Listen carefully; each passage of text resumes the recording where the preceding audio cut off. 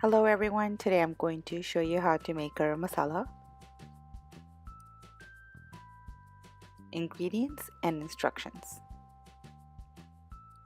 Take 4 tablespoons of cumin seeds,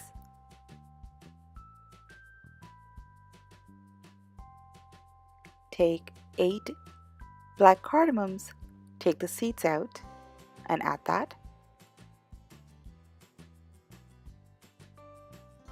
1 cinnamon stick in pieces,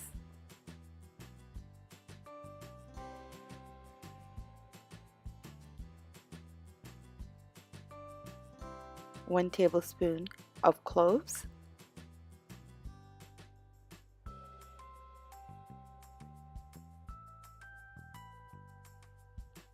1 tablespoon of black peppercorns.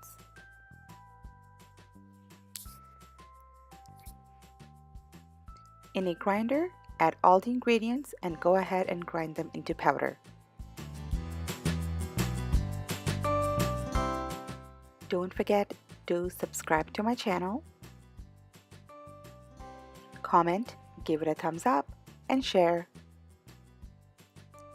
Thank you for watching Creative Moments. Bye.